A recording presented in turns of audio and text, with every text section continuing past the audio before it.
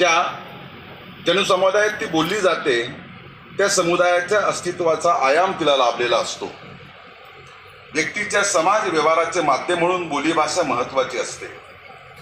या अनुषंगाने जळगाव जिल्ह्याच्या जवळपास 6 तालुक्यांमध्ये आणि बुलढाणा जिल्ह्याच्या 3 तालुक्यांमध्ये ज्या लेवा पाटीदार समाजाची मुख्य वस्ती सांगितली जाते त्या लेवा पाटीदार समाजाची लेवा बोली म्हणून अलीकडच्या कालखंडामध्ये अभ्यासक तिचा विचार करायला लागलेले आहेत.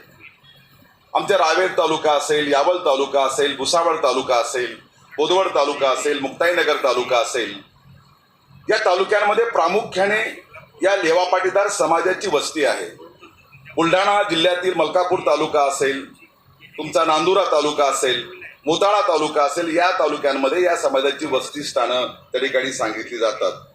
संपूर्ण भारतामध्ये महाराष्ट्रातल्या जळगाव आणि बुलढाणा जिल्ह्यात 220 गावांमध्ये या समाजाची मुख्य वस्ती स्थानं आहेत.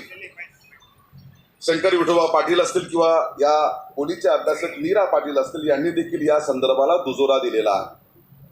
आणि म्हणून बहिणाबाई चौधरींची जी कविता आहे जी 1952 साली जेव्हा पुस्तक रूपाने प्रकाशित झाली आणि ही कविता जेव्हा तत्कालीन मराठी साहित्यातल्या अभ्यासकांनी तिला वाचली, साहजिकच त्या बोलीभाषेबद्दल फारसा अभ्यास झालेला नसल्यामुळे प्रखे अत्रेंसारख्या मातब्बर लेखकाने देखील तिला अहिराणी बोलीतली कविता असा म्हणून उल्लेख केला.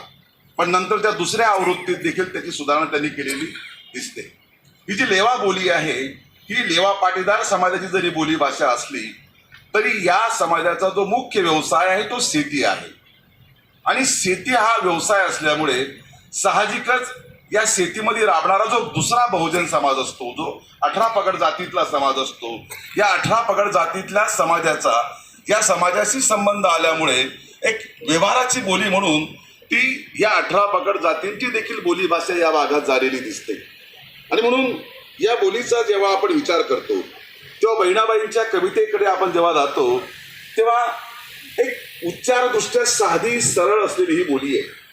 या बोलीचं जे व्याकरण आहे हे उच्चारदृष्ट्या जरी साधं असलं तरी अर्थदृष्ट्या पटकन लोकांच्या नजरेत त्या ठिकाणी पडणार असतं.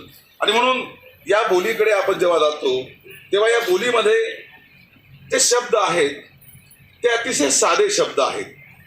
साधे म्हणजे कसे की ते खेडूत लोकांची जी बोलीभाषा आहे ती ही बोली या ठिकाणी आहे. आणि म्हणून या बोलीचा जो अभ्यास आहे तो अलीकडे त्या ठिकाणी केवळ लेवा पाटीदारांची बोलीभाषा नाही तर ही जळगाव जिल्ह्यातल्या पूर्व भागामध्ये मी ज्या तालुक्यांचा उल्लेख केला त्या तालुक्यातल्या बहुजन समाजाची बोलीभाषा झालेली दिसते. या ठिकाणी आमचे अशोक भालेराव सर बसलेले आहेत. त्यांची शापवा ही कादंबरी आहे. या कादंबरीमध्ये जी निवेदनं येतात ती निवेदनं देखील त्या ठिकाणी याच लेवा गणबोली भाषेमध्ये आलेली निवेदनं आहेत. आणि म्हणून भौगोलिक दृष्ट्या या बोलीचा जो प्रदेश आहे तो जळगाव जिल्ह्यातला पूर्व भाग आहे. आणि त्यामध्ये प्रामुख्याने जे येतात ते यावल तालुका, रावेर तालुका, भुसावळ तालुका, मुक्ताईनगर तालुका, बोदवड तालुका. आता वराडामध्ये देखील हा लेवा पाटीदार समाज या 3 तालुक्यांमध्ये आहे.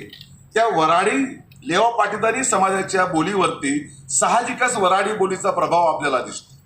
इकडे जळगावच्या पश्चिम भागामध्ये अहिराणी बोलीचा मोठा प्रदेश असल्यामुळे साहजिकच अहिराणी बोलीचा देखील या लेवा पाटीदारीवरती त्या ठिकाणी मोठा प्रभाव झालेला आपल्याला दिसतो.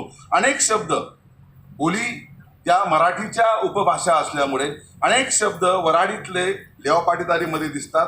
तसे अहिराणीतले देखील त्या ठिकाणी आपल्याला या लेवा बोलीमध्ये आपल्याला आलेले दिसतात. अलीकडच्या कालखंडामध्ये त्या ठिकाणी आपण जर बघितलं तर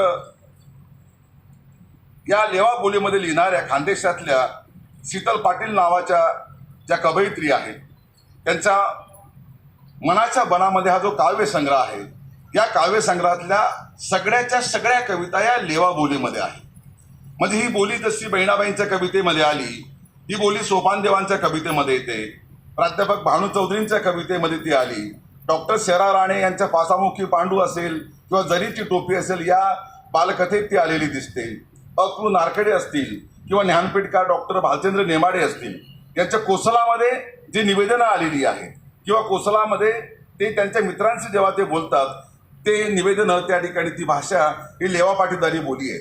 दिवाकर चौधरी असतील, गणेश चौधरी आहेत, प्राध्यापक वपू होले आहेत, त्या ठिकाणी संध्या भोळे आहेत, पुष्पाताई कोले आहेत, अशा नव्या ताकदीनं लिहिणाऱ्या या बहिणाबाई चौधरींच्या वैचारिक वारसदार या बोलीला खऱ्या अर्थाने पुस्तक रूपाने त्या ठिकाणी मांडण्याचा प्रयत्न करत आहेत, ग्रंथांच्या रूपाने मांडण्याचा प्रयत्न करत आहेत.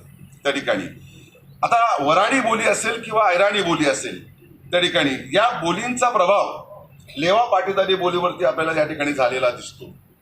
नव्या अनुषंगाने या बोलीचा अभ्यास करण्यासाठी आमच्या या बोलीच्या अभ्यासक आहेत नीरा पाटील यांनी, नीरा पाटलांनी हा लेवा गणबोली शब्दकोश तयार केलेला आहे. जवळपास 6000 शब्दांचे अर्थ, लेवा बोलीतले अर्थ या ठिकाणी आलेले आहेत.